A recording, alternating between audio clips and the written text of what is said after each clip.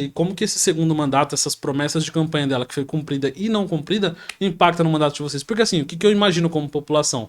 Pô, não vamos ter aumento da passagem. Teve aumento da passagem. Não sei se isso foi uma promessa de campanha, tá? Isso impacta, por exemplo, negativamente pro governo. E como que isso reflete na Câmara dos Vereadores, no mandato de vocês? Então, esse segundo mandato da Priscila, as promessas dela impactam na vida de vocês diretamente, no dia a dia, principalmente para vocês que estão ali na ponta, lidando com a população, recebendo a galera, toda semana ali com a Câmara aberta.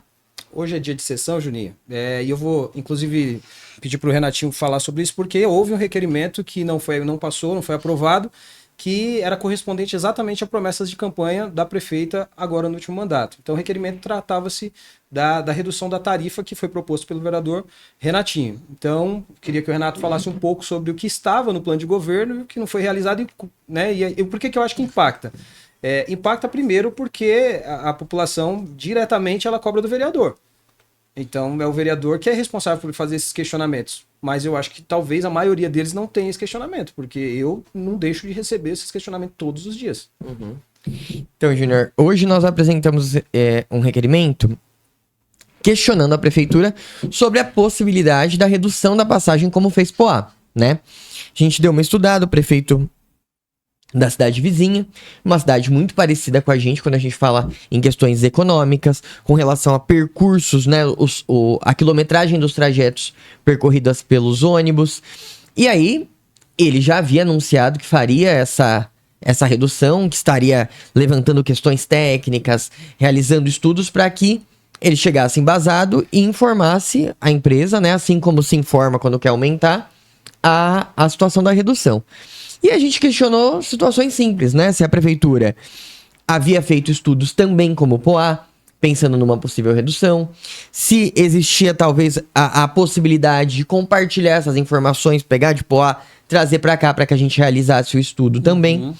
E aí, infelizmente, o requerimento ele não foi aprovado. E aí, na hora da defesa, a gente entende que cada vereador ele é livre para defender, votar como bem entender. Mas existem situações que a gente também não apresenta do nada, né? A gente dá uma pesquisada. Nós, em muitos dos nossos requerimentos, a gente se embasa no plano de governo registrado pela prefeita. Então, por exemplo, aumentou-se a passagem para R$6 no dia 30 de dezembro, né? Vigente a partir do dia 1º de janeiro. No plano de governo dessa atual gestão agora, né? Da reeleição da Priscila, fala-se sobre o passe livre do idoso de 60 até os 64 anos, que a cidade não tem, e fala-se sobre o passe do estudante.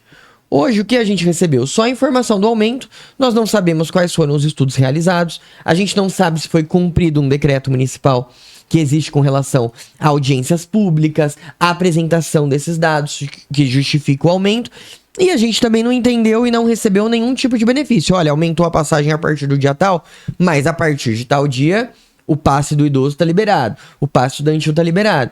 Então, ao longo dos anos, a gente só recebe a notícia do aumento. A gente não recebe a notícia das melhorias no transporte público.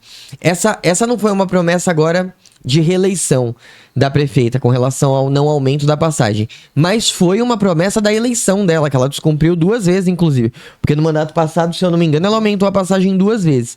Então, o que a gente é? O que o David falou. Nós somos nós somos o porta-voz da população que nunca vai conseguir perguntar para a prefeita se teve estudos técnicos para aumentar uma passagem. Que não vai conseguir perguntar para a prefeita quando que vai ter o passe livre do estudante, quanto que vai ter o passe livre do idoso.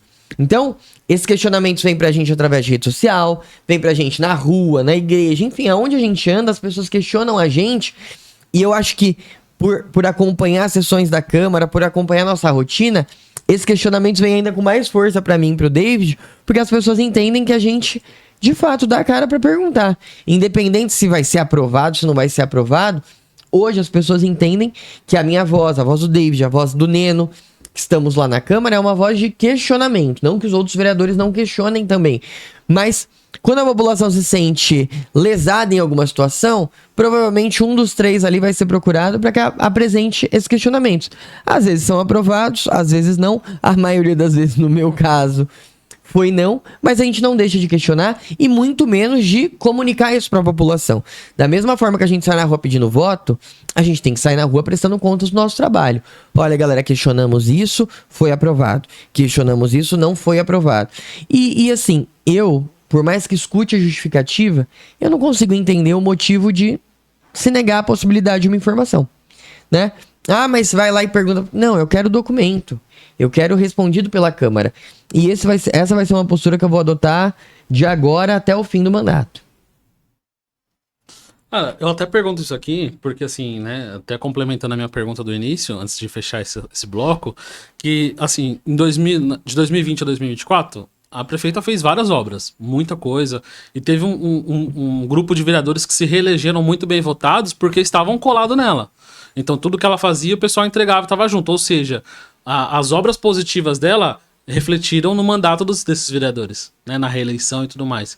E aí, por isso que eu fiz essa pergunta para vocês, se as promessas de campanha dela cumpridas e não cumpridas refletem no mandato agora desse ano, né? Não, com toda certeza. Até o que você está falando é tão fato, e o que a gente precisa deixar claro também, Juninho, é que campanha acaba no primeiro domingo de outubro. Então, o fato de eu, Renatinho, e o Neno termos sido eleito com o adversário da corrida eleitoral para o executivo, isso não nos dá mais ou menos direito de receber informações que eles que foram eleitos com a prefeita têm. Uhum. Então, assim, essas informações que acabam, eu tenho que classificá-las como informações privilegiadas, elas deveriam ser unânimes, mas ela acaba sendo privilegiada porque nós não recebemos. E quando questionamos de maneira oficial, elas também não avançam na Câmara. Então, assim, é uma briga de Davi contra Golias, e que, claro, a gente também tem a esperança de que um dia o Davi acerte a pedra no lugar certo, né, e acabe com isso e tenha igualdade e informações, porque quem perde com isso é a população. Então a gente não sabe. Por exemplo, o Renato tocou num ponto interessante, que é a questão do fato de não ter havido audiências públicas para poder fazer o decreto, a prefeita decretar o aumento da tarifa do ônibus. E tá lá, isso tá na lei. É necessário que se faça pelo menos uma audiência pública para perguntar para a sociedade civil, para os vereadores, para a comissão que agora foi extinta, mas a comissão, o conselho, aliás, que agora foi extinto, que era o conselho de transporte, qual que é a opinião em relação ao aumento de tarifa, se aumenta 10 centavos, se aumenta R$10, e não se pergunta positivo, impositivo, taxativo e só. Então, como a gente só pode perguntar depois que já aconteceu, a gente fica com essa condição, mas que muitas vezes a gente não tem essa resposta. A mesma coisa serve para o fato da obra do Parque Nosso Recanto, que também foi um questionamento por meio de requerimento do Renatinho, mas que também não avançou. Todo mundo, e é engraçado que eu ficava prestando atenção no discurso, e os vereadores, eles estavam de acordo. A obra está parada, o único parque da cidade, não tem lazer, não tem atividade, isso a gente coloca as nossas crianças na rua, sujeita a qualquer tipo de infortúnio, então estava todo mundo de acordo. Mas na hora de votar, a gente acabava tendo o requerimento reprovado. Então, o que nos dá, inclusive, o direito de suspeitar de que há alguma coisa errada. Porque se todo mundo está de acordo, é um único parque, por que está daquele jeito? Tem uma pessoa trabalhando, essa empresa licitada é uma empresa séria, está pagando os funcionários? São perguntas que não têm respostas. E esse silêncio é um silêncio que me incomoda, e claramente incomoda o Renatinho, o Neno e até os outros vereadores. Acontece que na hora de votar, eu percebo que a gente não consegue avançar. Cara, isso é assustador, saber que alguns questionamentos não avançam, né? E aí, você até tocou num ponto, David, e eu queria até que você explicasse um pouco melhor como funciona, por exemplo, quando você vai tirar uma dúvida, o pessoal fala, vai lá no gabinete da prefeita, vai lá na prefeitura e pergunta diretamente para ela. E aí vocês querem utilizar os meios oficiais. Qual que é a diferença de eu chegar na prefeita e trocar um lero com ela no pessoal, e ela fala, não, aconteceu isso, isso e isso, e a diferença de cobrar um ofício, uma resposta oficial? Qual que é a diferença desses dois? Vai lá, Renatinho.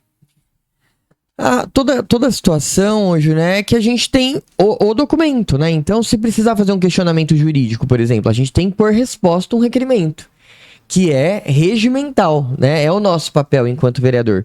Cobrar e questionar via esse documento, que é o veículo que a gente tem hoje para receber informações. Então, o requerimento, ele é nada mais, nada menos que oficializar o bate-papo no gabinete da prefeita. Então, a diferença é que a gente vai no gabinete, ela pode falar o que ela quiser. Ela pode falar, nossa, o ônibus vai melhorar, a linha vai ficar maravilhosa, vai ter passe livre, vai ter tudo. Só que se ela fala isso pra gente, a gente volta na esperança. Nossa, vai ter mudança. Agora, se ela coloca no papel, e se ela responde da forma que a gente coloca, porque a gente sempre faz questionamentos muito bem elaborados. Por exemplo, a prefeitura pretende implantar o passe livre estudantil? Se sim, quando? Se não, qual o motivo? Então, tipo, a gente acaba, no documento, tendo informações mais claras, né? E oficiais. Então, quando a gente opta por questionar isso por documento, primeiro, é o nosso papel, né? A gente ganha pra isso, a gente foi eleito pra isso. E segundo, eu, por exemplo, eu detesto ficar horas no gabinete da prefeita. Eu não gostava de ficar na época do Zé Biruta. E eu entendo que o meu lugar é na rua, conversando com as pessoas, recebendo as demandas, e não no gabinete dela. Quem tem que ficar na prefeitura o dia inteiro com ela são seus secretários, são contratados por ela. Eu, David, todos os outros vereadores têm que estar na rua levantando as necessidades da população. Então, basicamente, a diferença é essa. É você transformar o bate-papo informal em documento e esse documento embasar nossas decisões futuras. E do ponto de vista jurídico, Juninho, eu deixei o Renato, aliás, foi um pontual que o Renatinho falou do ponto de vista regimental, institucional enquanto Câmara, e aí eu vou falar um pouco mais do ponto de vista jurídico. Por exemplo, se essas informações que por meio de um bate-papo, de forma informal, for dita de qualquer forma e não puder ser apurada, através do documento você consegue apurar. Me lembro bem da situação da ETEC, eu já falei aqui em outras ocasiões. Por exemplo, Renato era vereador naquela época e questionava o Zé Biruta. O que se fará com aquele monumento que virou um mausoléu? E baseado nas respostas que a Câmara teve e também de um ofício meu, como pessoa física e como instituição na época, aquele documento que volta, que era só uma informação, mas que voltou com informações ou mentirosas, ou enganosas, ou equivocadas, ele, no ramo do direito, a gente chama de prova pré-constituída, que ela te dá a prerrogativa de formular algumas ações, como você, que é cidadão, pode fazer uma ação popular, uma instituição, um partido político pode acionar a justiça por meio de uma ação civil pública, um mandato de segurança coletivo, um mandato de segurança, e tantos outros remédios constitucionais que está para exatamente neutralizar esse tipo de abuso de poder contra a população, representada pela Câmara ou por um cidadão, um indivíduo comum, entendeu? Então é extremamente necessário. E claro, todos os vereadores sabem disso, a prefeita, os secretários sabem disso. Quem fica sabendo agora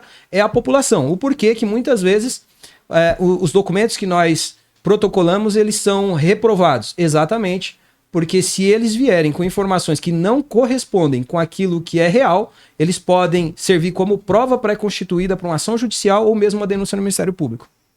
Poxa, por isso que é importante ter esse